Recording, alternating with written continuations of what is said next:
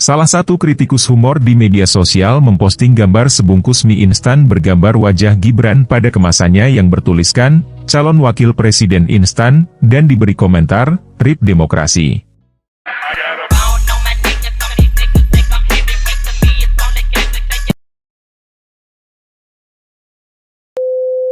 Segala sesuatu tentang Gibran Raka Buming Raka, calon wakil presiden berusia 36 tahun ini, mulai dari penampilan, tingkah laku hingga suara baritonnya, mengingatkan kita pada ayahnya, Presiden Joko Widodo yang sangat populer dan dikenal sebagai Jokowi.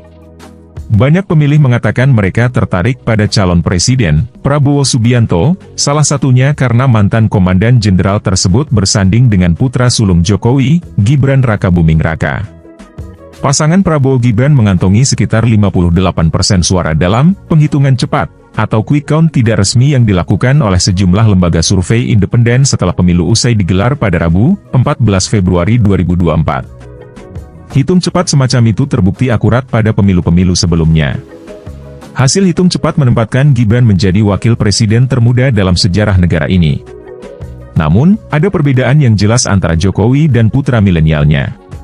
Sebelum menjadi presiden pada 2014, Jokowi telah menjabat menjadi wali kota Solo dan gubernur DKI Jakarta selama 10 tahun.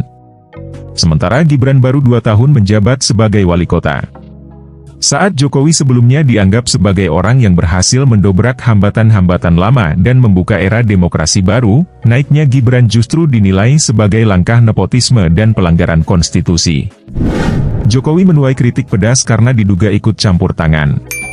Ia terlihat tampil bersama Menteri Pertahanan Prabowo setelah Mahkamah Konstitusi mengeluarkan keputusan terkait usia Capres-Cawapres yang memudahkan Gibran melenggang menjadi RI 2. Namun Jokowi menepis tuduhan dia ikut campur. Terbukanya jalan bagi Gibran menjadi wakil presiden juga menimbulkan pertanyaan tentang seberapa siap dia melangkah ke panggung nasional, meski jabatan wakil presiden adalah posisi yang kekuasaan dan pengaruhnya terbatas. Namun Gibran menyatakan keyakinannya bahwa dia siap untuk berperan secara nasional dalam pidatonya pada Rabu malam setelah Prabowo mendeklarasikan kemenangan. 3 bulan yang lalu, saya itu bukan siapa-siapa Bapak Ibu sekalian.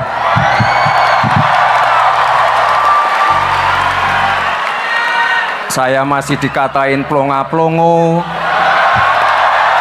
dikatain Samsul, dikatain takut debat. Tapi yang jelas ini berkat dukungan, doa Bapak Ibu semua, saya dan Pak Prabowo sekarang sudah ada di sini.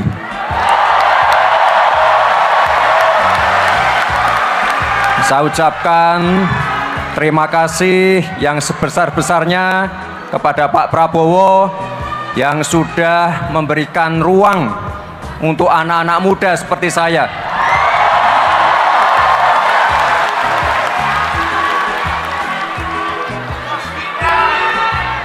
Memberikan ruang untuk anak-anak muda, memberikan ruang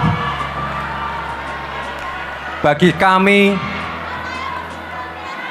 menjadi bagian dalam perjalanan menuju Indonesia Emas.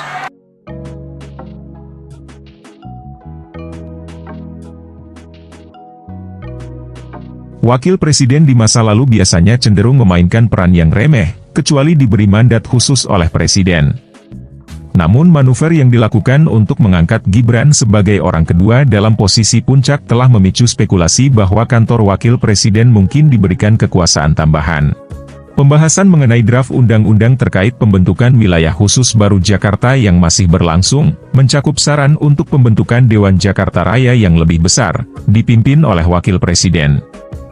Jakarta sendiri akan mengalami perubahan status seiring dengan rencana ibu kota baru. Hal ini menunjukkan bahwa ide seperti ini yang dilakukan oleh beberapa orang di balik layar, kata analis politik, Kevin Nuro-Urke.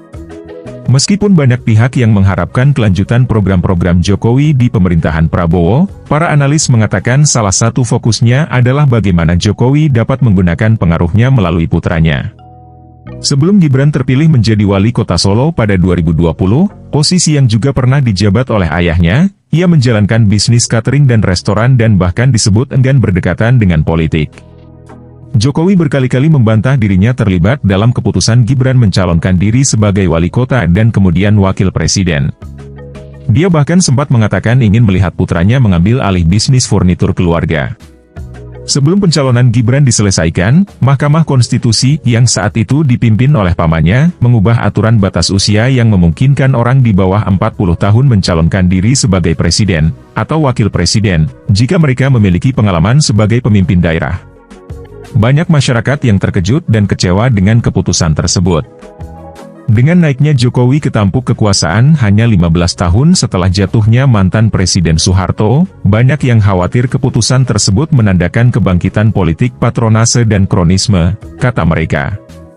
Salah satu kritikus humor di media sosial memposting gambar sebungkus mie instan bergambar wajah Gibran pada kemasannya yang bertuliskan, calon wakil presiden instan, dan diberi komentar, RIP Demokrasi.